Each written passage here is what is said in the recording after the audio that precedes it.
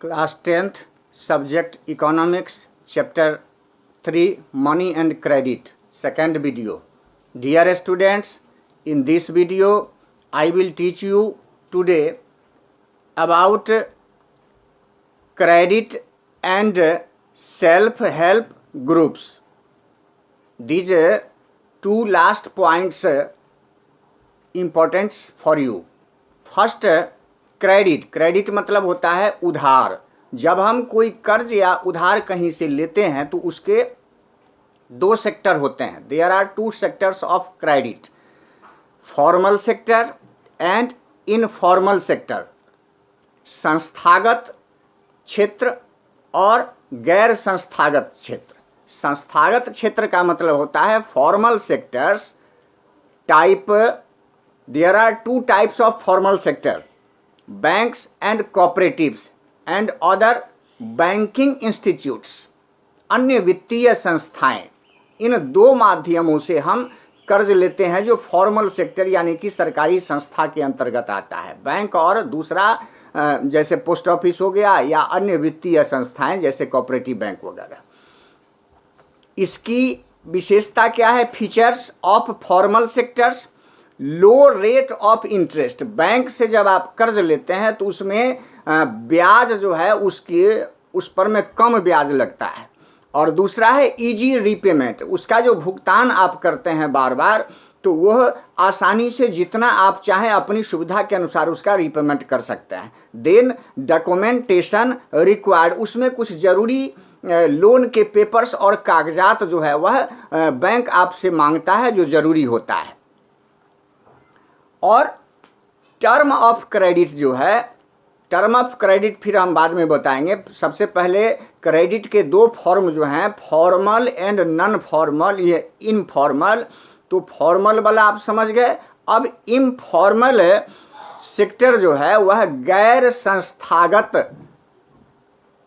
क्षेत्र या गैर वित्तीय संस्थाएं जिससे हम कर्ज लेते हैं। इसके अंतर्गत पूंजीपति वर्ग के लोग, सेठ, साहूकार, महाजन, दोस्त, व्यापारी और कुछ सगे संबंधी आते हैं जिनसे हम कर्ज लेते हैं। ये गैर संस्थागत क्षेत्र के अंतर्गत आता है, informal sector. So again we can say that there are two types of forms of credit, formal sector, informal sector. इतना समझ गए आप। अब इसके बाद जो है इनफॉर्मल सेक्टर का जो है विशेषता है ना, उसके अंतर्गत आता है कि high rate of interest, repayment is not easy, no documentation. अर्थात जब आप प्राइवेट सेक्टर से कहीं से संस्था से या सेठ, साहूकार, महाजन से कर्ज लेते हैं तो उसका रेट ऑफ इंटरेस्ट जो होता है, ब्याज की राशि, वह अधिक होती है। फर्स्ट वीडियो में भी मैं आपको बताया था। और इसमें ब्याज की राशि अधिक होती है। और दूसरा के रीपेमेंट इज नॉट इजी, आप जो उसका भुगतान अपनी इच्छा के अनुसार चाहे कि करें ऐसा इसमें संभव नहीं होता है। वह फिक्स करके रखता है और उतने समय में उतनी राशि आपको वापस करना है। और एक सबसे बड़ी आसान व्यवस्था क्या है इसमें कि नो डॉक्यूमेंटेशन, कोई आपसे रिटन डॉक्यूमेंट्स नहीं मांगता है। एक सिंपल स्टैम्प पेपर पर में सिग्नेचर वगैरह कुछ करा करके पैसा आपको दे दिया, दैट इज एनफ। इतना है। तो क्रेडिट के जो दो सेक्टर हो गए ये आप डिटेल से समझ गए। अब टर्म्स ऑफ क्रेडिट जो है, उधार या कर्ज के जो प्रकार होते हैं वो अलग अलग प्रकार के होते हैं। जो अभी दो प्रकार तो मुख्य रूप से आप समझ गए। इसके बाद उसमें आता है कि बहुत सारी चीज़ों की ज़रूरत होती है। डॉक्यूमेंटेशन है, टेनर है, मोड ऑफ रीपेमेंट है, रेट ऑफ इंटरेस्ट, ये सारे चीज़ जो है सो इस दोनों सेक्टर के अंतर्गत आते हैं। डॉक्यूमेंटेशन मतलब कुछ कागजी कार्रवाई जो होती है वह, और टेनर मतलब होता है टेनर, भुगतान की अवधि, कि आप कितने समय में आप जो कर्ज लेते हैं उसको कैसे भुगतान करेंगे, उसको टेनर कहते हैं, भुगतान की अवधि या समय। मोड ऑफ रीपेमेंट, और दोनों सेक्टर में जो है सो भुगतान का जो तरीका होता है, स्वरूप होता है, कैसे आप भुगतान करेंगे यह आपके उस सेक्टर पर में निर्भर करता है। तो इतना सारा चीज़ इसमें आता है। इसके बाद आगे है सेल्फ हेल्प ग्रुप, एक अदर सेक्टर इसका है स्वयं सहायता समूह। स्वयं सहायता समूह में क्या क्या होता है, यह भी एक प्रकार का ऐसा क्षेत्र है जिससे लोग चाहें तो कर्ज ले सकते हैं। उसके लिए क्या होता है कि there are 15 to 20 members required to make self help groups. एक स्वयं सहायता समूह के निर्माण के लिए 15 से 20 व्यक्ति का होना जरूरी होता है। Neighbours who meet and save regularly, कुछ ऐसे पड़ोसी या ऐसे लोग जो नियमित रूप से उसमें कुछ पैसा जमा कर सके। रुपया 25 से लेकर के और 100 रुपया तक जो है सो पर डे या मिनिमम होता है या मंथली भी होता है और उसके आगे भी होता है। अब हम शॉर्टली सेल्फ हेल्प ग्रुप के बारे में आपको बता दें कि यह गांव या छोटे बड़े शहर में 15-20 आदमी का एक साथ मिलकर के एक संगठन तैयार करता है और सभी आदमी अपने अपने आमदनी में से कुछ पैसे बचाकर प्रतिदिन या मासिक जो है उस फंड में जमा करते हैं और सर्वसम्मति से एक आदमी को उसको हेड चुन लेता है और इस तरह से जो पैसे जमा हो जाते हैं उस पैसे को वह किसी दूसरी जगह ब्याज पर दे देता है और ब्याज से जो इनकम होता है उससे वह उसमें पैसे की आमदनी होती है और इस तरह वह बढ़ते बढ़ते एक बहुत ज़्यादा पैसा जो है उस संगठन में जमा हो जाता है ना। और इस तरह से यह संगठन चलता रहता है। इसमें सभी व्यक्ति एकदम निर्विकार भाव से एक साथ जो है वह बिना किसी भेदभाव के संगठित होकर जो है वह कार्य करते हैं। अपना पैसा उसमें कोई 10,000 दे दिया, कोई 5,000 दे दिया, एक साथ भी जमा कर देते हैं या अलग अलग अपनी आमदनी से कुछ बचा करके उसमें जमा करके रख लेते हैं। तो यह सेल्फ हेल्प ग्रुप होता है। इसमें महिलाएं भी जुड़ती हैं, पुरुष भी जुड़ते हैं और ढेर सारा पैसा इकट्ठा हो जाता है। तो उसमें से सेल्फ हेल्प ग्रुप के कोई जो मेंबर होते हैं वो भी उसमें से कर्ज ले सकते हैं। उनके लिए ब्याज की राशि थोड़ी सी कम होगी, लेकिन मार्केट में या दूसरे लोगों को यदि ब्याज दिया जाएगा तो उसकी रेट ऑफ इंटरेस्ट थोड़ा सा बढ़ जाता है। यही उसमें होता है। और इसमें सेल्फ हेल्प ग्रुप में सभी लोगों का उस राशि पर समान भाव से अधिकार होता है, जबकि वित्तीय सरकारी संस्थान जो है फॉर्मल सेक्टर, उससे यदि आप कर्ज लेते हैं तो उसकी एक अलग मॉनिटरिंग होता है, जिसका हेड कौन करता है monitoring, RBI reserve bank of India वित्तीय संस्थाओं पर में करता है। दूसरी तरफ इनफॉर्मल सेक्टर जो होता है गैर वित्तीय क्षेत्र, उसका कोई जो है वह मॉनिटरिंग करने वाला या देख रेख करने वाला नहीं होता है, वह अपने आप में स्वतंत्र होता है। और उसी तरह से सेल्फ हेल्प ग्रुप में जितने भी मेंबर्स सब होते हैं एक दूसरे का मॉनिटरिंग करते रहते हैं। इनका भी अपना कोई अलग जो है वह है ना सरकारी संस्था इसके देख रेख करने के लिए नहीं होते हैं। तो ये दो महत्वपूर्ण चीज़ था, credit, form of credit, formal and informal, और दूसरा सबसे महत्वपूर्ण पॉइंट था आपका सेल्फ हेल्प ग्रुप्स।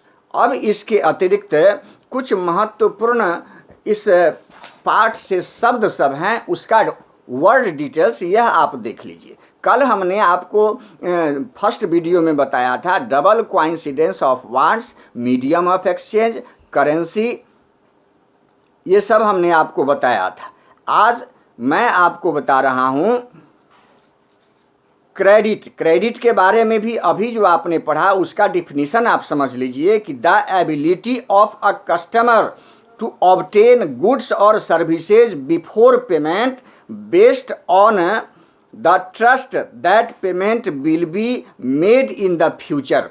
अर्थात जब कोई उपभोक्ता कहीं से कोई कर्ज लेता है या कोई धनराशि प्राप्त करता है तो वह नगद उसके बदले पैसे नहीं देता है, बल्कि भविष्य में कुछ अवधि के अंतर्गत इंटरेस्ट के साथ या विदाउट इंटरेस्ट या जैसे भी हो फिर से चुकाने का वह वायदा करता है। तो इसको हम क्रेडिट कहते हैं, अर्थात कर्ज कहते हैं। इसके बाद दूसरा चीज आता है लोन। क्रेडिट और लोन में अंतर होता है। आप किसी फ्रेंड से, सगे संबंधी से अगर कर्ज लेते हैं तो उसमें रेट ऑफ इंटरेस्ट कहीं कहीं नहीं भी लगता है, जबकि लोन यदि आप लेते हैं, कर्ज लेते हैं खास करके बैंकिंग सेक्टर से, तो उसमें रेट ऑफ इंटरेस्ट जो है वह आपको देना ही पड़ता है। तो लोन क्या है? A thing that is borrowed, specially a sum of money that is expected to be paid back with interest. उसको वापस करने में, रीपेमेंट करने में इंटरेस्ट के साथ पैसा जो है सो आपको वापस करना पड़ता है, भुगतान करना पड़ता है, उसको लोन या कर्ज कहते हैं। तो क्रेडिट मतलब ही कर्ज या उधार होता है, लोन मतलब ही होता है, लेकिन दोनों में थोड़ा सा अंतर है, इसको आप ध्यान देंगे। इसके बाद कोलेटरल। कोलेटरल का मतलब होता है अलग अलग प्रकार के कर्ज का लेन देन करना।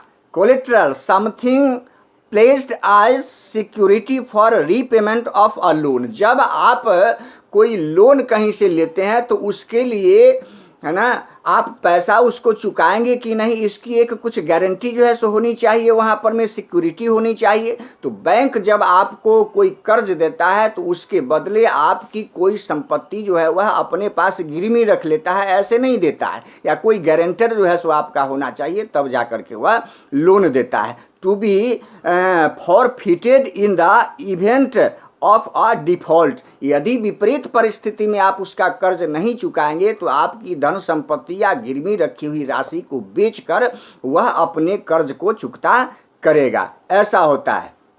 इसके बाद लेंडर्स मतलब देनदार, कर्ज देने वाला साहूकार, उसको लेंडर कहा जाता है। उसी में मनी लगा दीजिए तो मनी लेंडर हो जाएगा। मनी लेंडर का मतलब होता है एन ऑर्गेनाइजेशन और a person that lends money. एक ऐसा संगठन या कोई खास व्यक्ति जो किसी को कर्ज, रुपया या धनराशि देता है, उसको लेंडर या मनी लेंडर कहते हैं। इंटरेस्ट तो आप जानते ही हैं कि इंटरेस्ट का मतलब होता है ब्याज। Money paid regularly at a particular rate for the use of money lent और delaying the repayment of a debate.